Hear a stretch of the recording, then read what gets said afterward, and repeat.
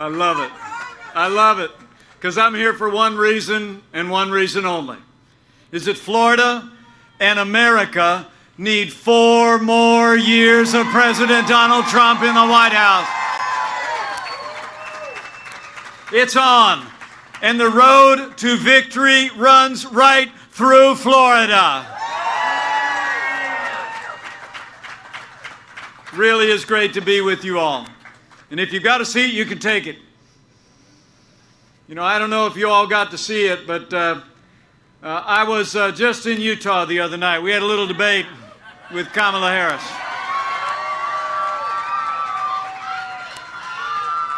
Some people think we did all right. But I want to be clear, from where I was sitting, that debate was not just a debate between 2 candidates for vice president. It was a debate between 2 visions for America.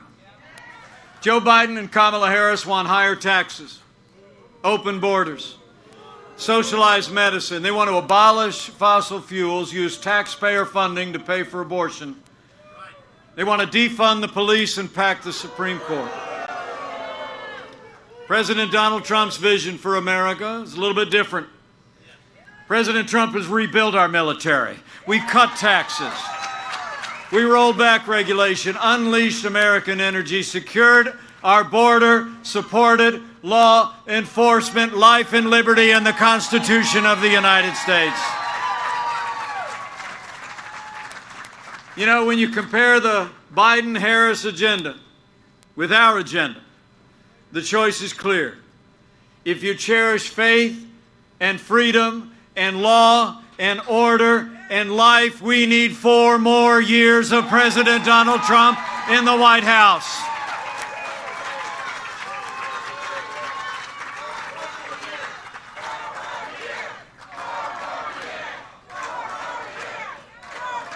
You know, it's amazing to think how far we've come. 4 years ago, we inherited a military that had been hollowed out by devastating budget cuts, an economy struggling to break out of the worst recession, or the worst recovery since the Great Depression. Terrorism was on the rise around the world. We witnessed a steady assault on our most cherished values. But in 3 short years, we rebuilt our military. We restored the arsenal of democracy. And as the proud father of a United States Marine and the father-in-law of a Navy pilot, I couldn't be more proud to tell you, we are finally giving our soldiers, sailors, airmen, Marines, and Coast Guard and Space Force the support that they need to defend this nation.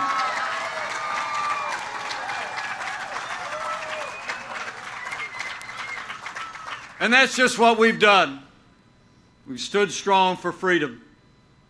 Our armed forces have defended this nation. We stood with our allies and stood up to our enemies. And under President Donald Trump, we have stood for freedom across this hemisphere, for all the freedom-loving people. Under President Trump's leadership, the United States was the first nation on earth to recognize President Juan Guaido as the only legitimate president of Venezuela.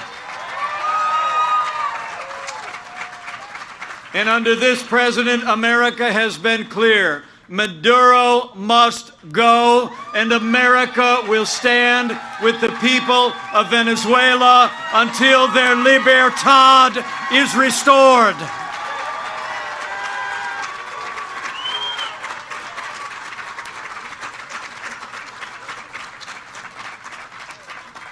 And where Joe Biden, as vice president, served in a time when America was appeasing the communist regime in Havana, President Donald Trump kept the promise that he made to Cuban Americans when he reversed the failed policies of the last administration toward Cuba. In this White House, it will always be, que viva Cuba libre.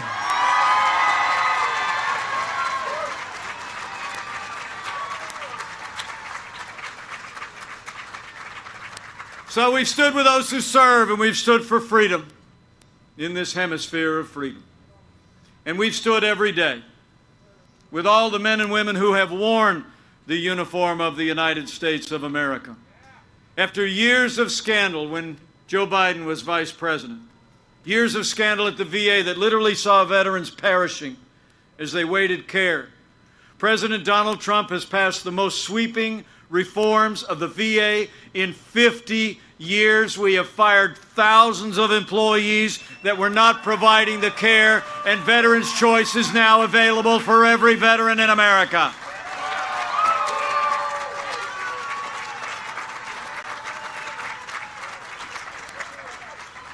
And I have to tell you, I can see already that there are some heroes in our midst. If you're able, if you wore the uniform of the United States, would you mind either standing or raising your hand and giving us a chance to say thank you one more time for your service to America? Thank you for your service. Thank you. Thank you for your service.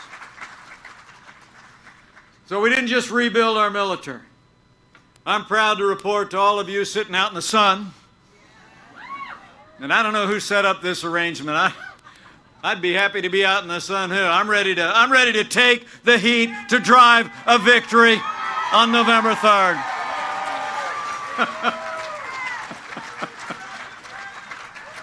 Thank you for being here. We didn't just rebuild our military, but this president from day one revived our economy. In our first 3 years, we turned this economy around. Where Joe Biden wants to raise taxes, President Trump cut taxes across the board for working families and businesses. We rolled back more federal red tape in our first 3 years than any administration in American history. We unleashed American energy. We fought for free and fair trade. And in just 3 short years, businesses large and small created 7 million good-paying jobs, including 500,000 jobs right here in the Sunshine State. I mean, Florida saw its lowest unemployment rate in history, 2.8%. And most important to the president and me, we saw wages rising across the board. And wages were rising most rapidly for hard-working, blue-collar Americans. And as I stand here at this Latinos for Trump gathering, I'm proud to report to you. Under this president's leadership, in those first 3 years, we achieved the lowest unemployment ever recorded for Hispanic Americans. Latinos are for Trump because Trump has been a champion of jobs and opportunity for Latino Americans.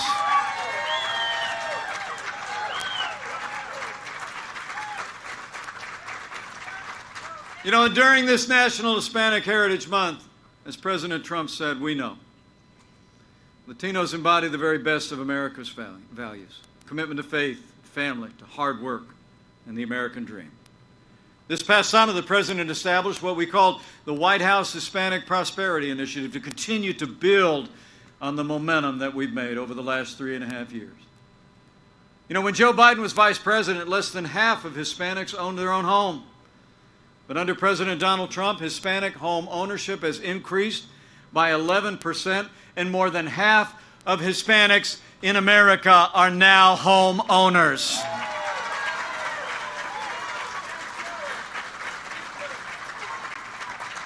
We've also created nearly 9,000 opportunity zones all across America that are lifting many minorities out of poverty. Will have a direct impact on more than 400,000 Hispanics. And right here in Florida, 1.9 million people live in one of the 427 opportunity zones that are attracting billions of dollars of investment that are going to create jobs in our communities all across this state. And here in Florida, where you have the largest school choice program in the country, and 38% of the participants are Hispanic Americans, you all deserve to know Joe Biden and Kamala Harris would end school choice. They want to shut down charter schools. But I promise you, President Donald Trump and I believe that every parent should be able to choose where their children go to school regardless of their income and their area code. And we're going to fight for more school choice for 4 more years.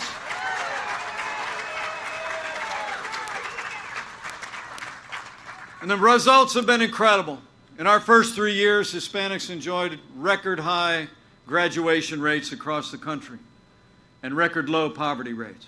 In fact, since 2016, more than 1 million Hispanic children have been lifted out of poverty.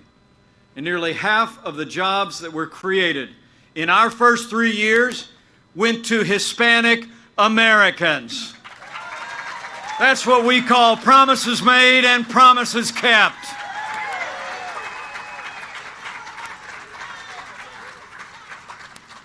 So I'm excited to talk to you about that record and see the enthusiasm today on this cool and breezy day in Florida. And you all are out here today because this president's been keeping his promises. And it's also probably why Puerto Rico Governor Wanda Vasquez-Garcet just endorsed President Donald Trump for re-election as President of the United States.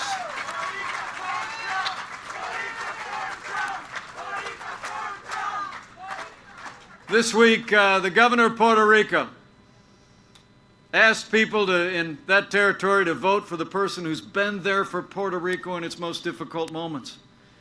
And she said very plainly, it is Donald Trump. She thanked the president for rebuilding Puerto Rico, not just with words, but with actions. And she said, thanks to the president's leadership, pharmaceutical manufacturing is coming back to the island. China is fired and Puerto Rico is hired.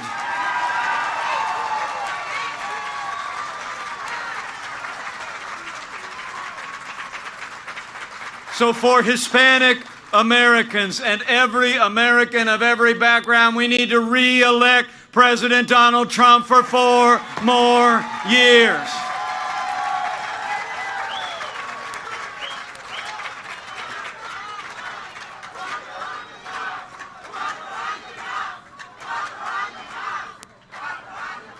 We've stood for our national defense. We've delivered on jobs in those first 3 years. And President Donald Trump has stood every day for the rule of law. As I stand before you today, this president has seen more than 230 conservative judges appointed to our courts at every level, and they are all men and women who will uphold the God-given liberties enshrined in our Constitution, like the freedom of religion, the freedom of speech, and the Second Amendment right to keep and bear arms.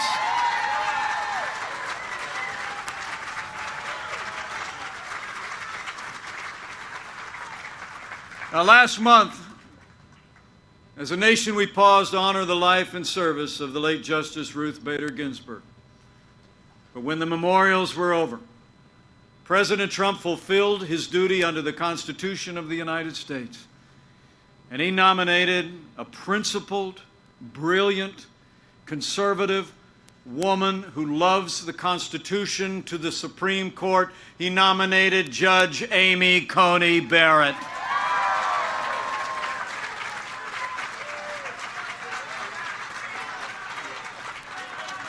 And I got to tell you, well, let me make you a promise. After the Senate gets done advising and consenting, we're going to fill that seat.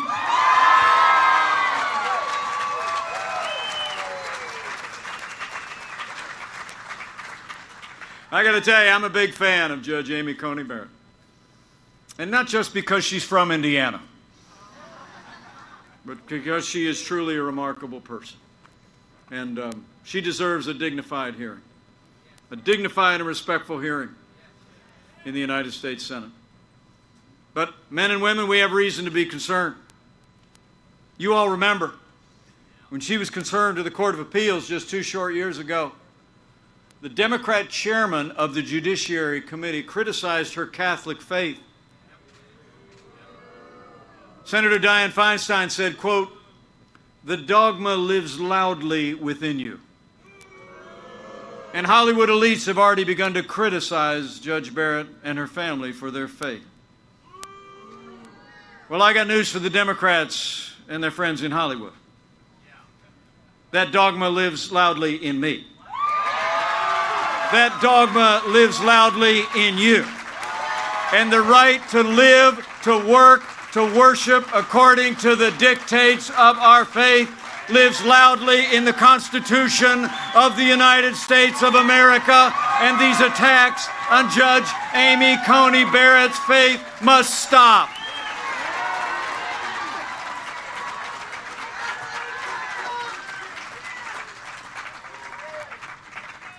So the Senate has a job to do, and they'll be about it next week.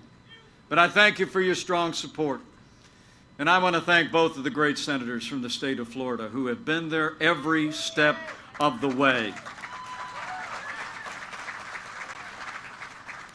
So President Donald Trump has stood every day for the rule of law. And this president has stood with the men and women who serve on the thin blue line of law enforcement, and we always will.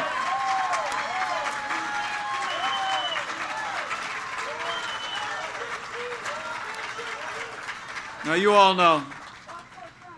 know what the president and I know. The men and women who serve in law enforcement are some of the best people in this country. And I know people at this Latinos for Trump gathering are proud that Hispanic Americans serve in law enforcement at every level, and half of our border agents in America are Hispanic Americans. And those who serve in law enforcement deserve the respect of every American every single day.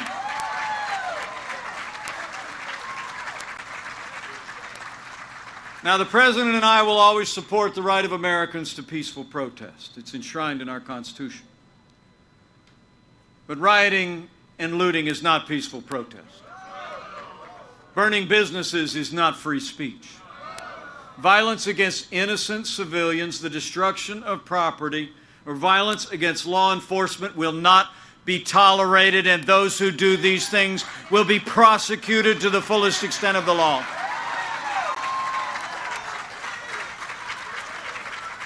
Now, for months, all Joe Biden talked about was peaceful protesters as the American people watched businesses and cities around the country literally burn to the ground. I had a guest at the debate last week, Flora Westbrook. She started a business in Minneapolis 35 years ago. She served the African American community with great pride. She told me the story about how just 2 days after the killing of George Floyd, she watched as the protesters were closer and closer and closer to her business until the night they burned her out. But I spoke to Flora again yesterday. She's back home in Minneapolis. And I told her, America is with you, Flora, and we are going to rebuild bigger and better than ever before.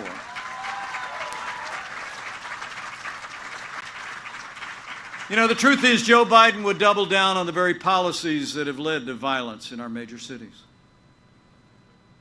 I mean, when you start to withdraw support from those who protect and serve, you only embolden those who would do harm to our families. Now, Joe Biden explains it all by saying that, quote, America is systemically racist. And he even said, as Kamala Harris said in our debate the other night, that police have a, quote, implicit bias against minorities. Joe was asked if he supported cutting funding to law enforcement. He said, yes, absolutely. And his running mate recently applauded the decision by the mayor of Los Angeles to cut $150 million from the police budget. Well, I'll make you a promise. Under President Donald Trump, we're not going to defund the police, not now, not ever. We're going to back the blue.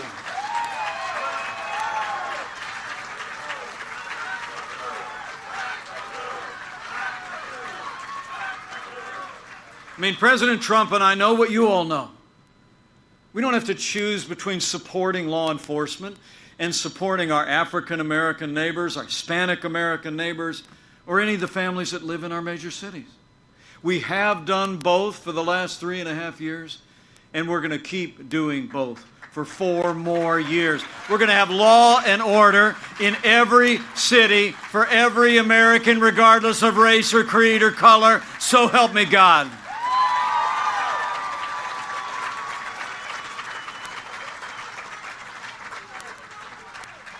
So we've stood for the rule of law, for law and order.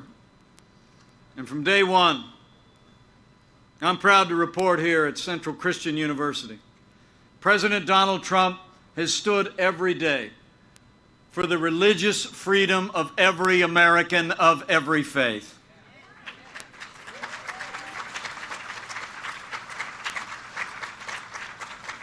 From early on in this administration, our president has reaffirmed our commitment to our first freedom. He took action to protect the conscience rights of doctors and nurses and teachers and religious charities. And President Donald Trump ended the assault of the last administration on the Little Sisters of the Poor. And not long ago, the Supreme Court of the United States made it permanent by a 7-2 vote.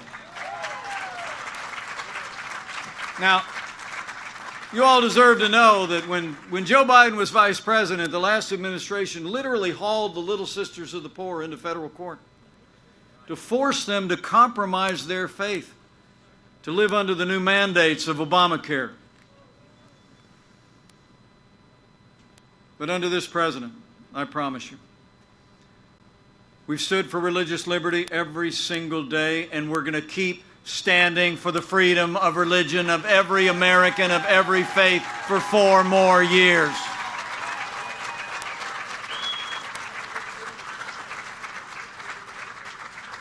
And as we speak about our values, I can't tell you how proud I am to serve as vice president to a president who stands without apology for the sanctity of human life. President Donald Trump is the most pro-life president in American history.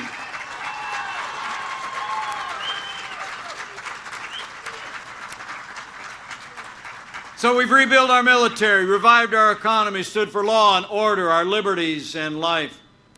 And in 3 short years, with the strong support of Latinos for Trump, we made America great again. It's true. And then the coronavirus struck from China. But I'm here to tell you, when there were just 5 cases of the coronavirus in the United States in late January, President Donald Trump did what no other American president had ever done when he suspended all travel from China, the 2nd largest economy in the world. He put the health of America first. Now, Joe Biden said that was, quote, hysterical and xenophobic. He actually wrote an editorial in January that said that suspending travel would actually make things worse. But I can tell you, as head of the White House Coronavirus Task Force, President Trump's decisive leadership saved untold American lives, and it gave us time to stand up the largest national mobilization since World War II. It's the truth. We reinvented testing. More than 120 million tests done so far. We saw to the manufacture and delivery of hundreds of millions of medical supplies to our incredible doctors and nurses. We're developing medicines that are literally saving lives. And we're on track today. With 5 different companies in phase 3 clinical trials, we are on track today to have the first safe and effective coronavirus vaccine before the end of this year, with tens of millions of doses ready to go. And let me say on behalf of the President and the First Lady, how moved we've all been by the outpouring of concern and prayers for our first family over the past week. I spoke to the President this morning before I came to Florida. And I can tell you, he and the First Lady are doing just great.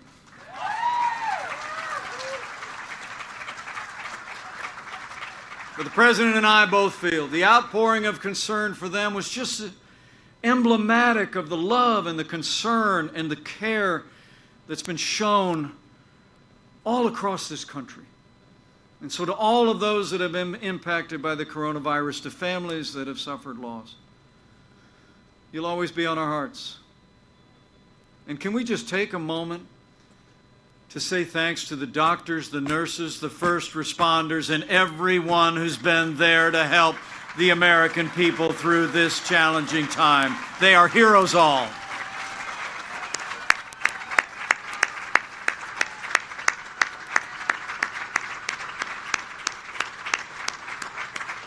Incredible people. With their help, with your help, we're slowing the spread. We're protecting the vulnerable. We'll keep saving lives. And we're opening up America again. You know, with that strong foundation that President Trump poured in those first 3 years with the unprecedented economic recovery support for families and businesses, just in the last 5 months alone, after having lost 22 million jobs at the height of this pandemic, we've already seen 11.5 million Americans go back to work, including 631,000 people right here in Florida. We're opening up America. And we're opening up America's schools. I'm proud to report to you that school teacher I married 35 years ago is already back in the classroom. And just a few weeks ago, we announced that literally we're distributing 100 million rapid tests to school nurses and school systems around the country so we can get our kids back in the classroom and keep them back in the classroom safe and sound. Let me just say, after a challenging summer here in the Sunshine State, because of the cooperation of this people of the state, you've made incredible progress. But I want to say from my heart, none of that would have been possible without the strong, compassionate, and steady leadership of Governor Ron DeSantis. Would you join me in thanking Governor Ron DeSantis for his great leadership of this state? So we've gone through a time of testing, but in 24 days, we're coming to a time for choosing. And that's what brought me here today. The choice in this election has never been clearer, and the stakes have never been higher. It's amazing to think in the middle of a global pandemic, Joe Biden wants to raise taxes by $4 trillion. President Trump, we not only cut taxes in our first 3 years, we're going to cut taxes on middle-class Americans for the next 4 years. Joe Biden wants to bury our economy under an avalanche of red tape. He had to be reminded in that last debate that he supports the Green New Deal. In fact, he wants to put us back in the Paris Climate Accord. President Donald Trump, he took us out of the Paris Climate Accord. He put the jobs and prosperity of America first. We cut more red tape than any administration in history, and we're going to keep on chopping for 4 more years. And Joe Biden's for open borders and sanctuary cities. President Donald Trump, we've made record investments in border security. We've supported our Customs and Border Patrol as never before. We've already built more than 300 miles of our border wall, and with 4 more years, we're going to fix this broken immigration system once and for all. We're going to do it. When it comes to trade, the contrast couldn't be more clear as well. You know, out in the heartland, we saw the impact of NAFTA up close and personal. I mean, did you know in the 25 years since NAFTA was signed into law, we saw 60,000 factories close across this country? When Joe Biden was vice president, and for all those years in the Senate, he never lifted a finger to renegotiate it or fix it. But thanks to the man who wrote The Art of the Deal, Americans got a better deal. NAFTA is gone, and the U.S.-Mexico-Canada agreement is here. And it's a win for Florida and a win for America. And where Joe Biden has been a cheerleader for communist China every day. President Donald Trump put China on notice on day one and said the era of economic surrender is over, and we will continue to stand strong until China opens their markets to U.S. goods and agriculture and respects the private property rights of every American.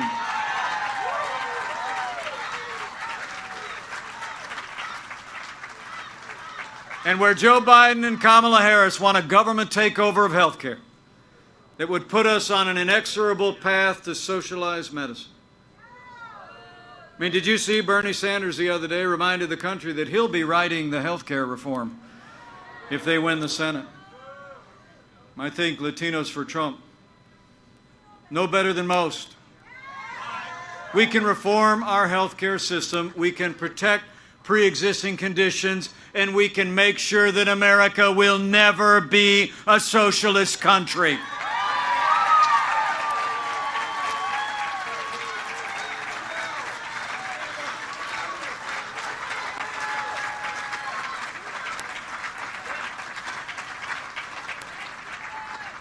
The families in Florida, including the many, many that have fled from countries facing tyranny and oppression and socialism, know that your voice is more important than ever before. And how about Maximo at the Republican National Convention? Wasn't he amazing? He told the story. You know, when you look at their agenda, it's clear. Joe Biden would be nothing more than a Trojan horse for the radical left. I mean, Joe Biden has said that democracy is on the ballot. And I believe our economic recovery is on the ballot. I believe law and order are on the ballot. But I also think there are things much more fundamental and foundational to our country that are on the ballot. In this election, I think it's not just whether America will be more conservative or more liberal, more Republican or more Democrat, more red or more blue. I think the choice in this election is whether America remains America.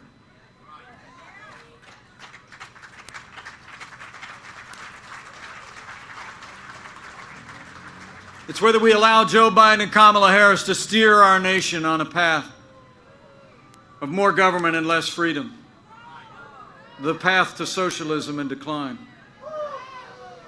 or whether we'll renew our commitment as a nation to the path of freedom, personal responsibility, and a boundless American future.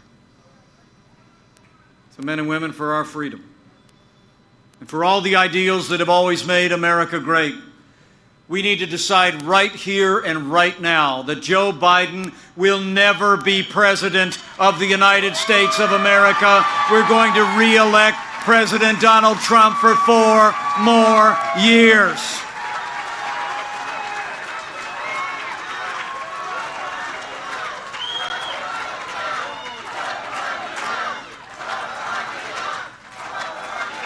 Quattro indeed. So I need you to tell your neighbors and friends what 4 more years means. They'd say, I ran into Mike. I was sitting in the sun. And he told me to tell you, 4 more years means more jobs. 4 more years means more judges.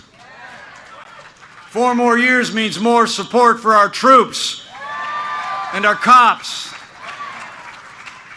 And you tell them I said it's going to take at least 4 more years to drain that swamp.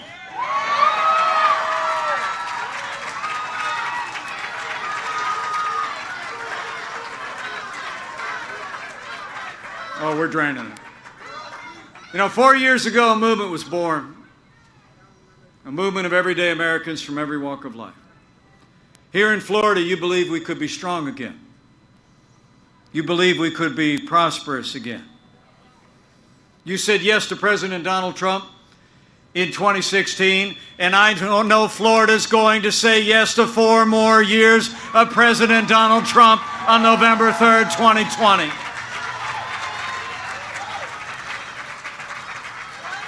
But it's going to take all of us. It's going to take all of us, folks. It's on. It's time to go to work. I've served alongside this president, all of this administration. I've only known him for the last 4 years, but I love you too. Let me tell you, he and I have gotten to be very close friends. I mean, some people think we're a little bit different. But the truth is, I've come to see him when the cameras are off.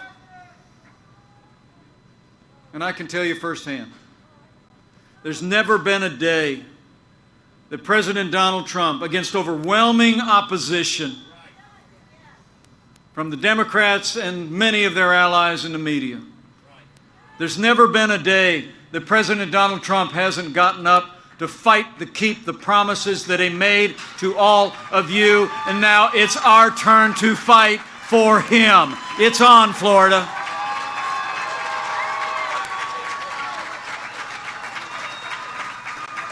So I need you to bring this passion. Bring all your enthusiasm. Keep voicing your support. Tell your neighbors and friends all across the Sunshine State and all across America. And tell all the Latinos for Trump why we need this president and all he's done for us. Talk to people at work, at worship. Go out and tell the story. You know, I honestly believe 4 years ago, when all the polls were saying things were going to go a different way, that the American people were talking to one another. You know, the most powerful media in this country is now and always has been word of mouth. And so I want you to remember that there's nothing more powerful than when someone who knows you and respects you hears from you about an issue that you think is important for them and their family and this state and this nation. So let your voice be heard. And when you speak to your neighbors and friends, I'd encourage you to have faith. Have faith in the American people. You know, I really do believe a careful study of American history proves that every time the American people have been given a clear choice between more freedom or less freedom, the American people choose more freedom every single time. So talk to your neighbors and friends and tell them freedom's on the line and our future of freedom in America. And finally, I'd also encourage you in the 24 days that we have between now and Election Day, standing here at this great Christian university, if you're inclined to bow the head or bend the knee from time to time, I encourage you to do that too. You know, as President Trump often says, this is a nation of faith. You know, the sweetest words the President and I ever hear is traveling all across this country when people will reach out and say, I'm praying for you. We hear it a lot.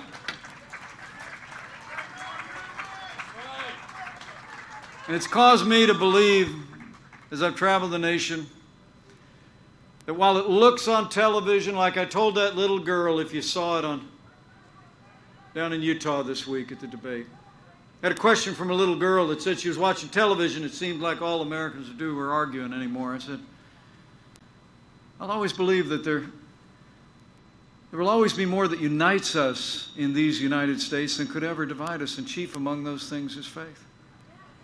And so in these challenging times of too much division, in the challenging times as we face this global pandemic and its aftermath, as we rebuild and reopen America, I'd just encourage you to pray for America.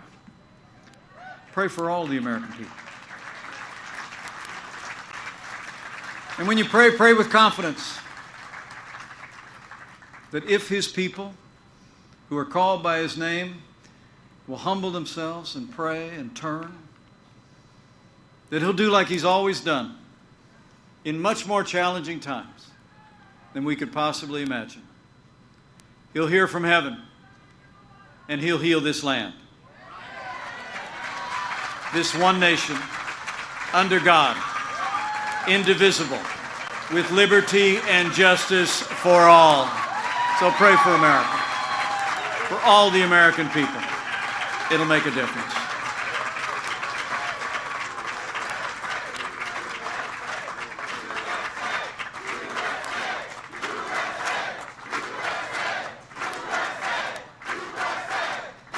So I want to thank you for coming out today. And while I'm at it, thank you for the privilege of serving as your vice president. It's the greatest honor of my life. But I want to be your vice president for 4 more years. But I leave here today with renewed confidence that if all of us do all that we need to do over the next 24 days, with your support, with your voice, to Latinos for Trump and people all across this great state. I know we're going to make Florida and America more prosperous than ever before. I know we're going to make Florida and America safer than ever before. And with a renewed Republican majority in the United States Senate, a new Republican majority in the House of Representatives, with President Donald Trump in the White House for 4 more years, and with God's help, we're going to make America great again, again. Thank you very much, Florida. Let's go get it done. God bless you and God bless America.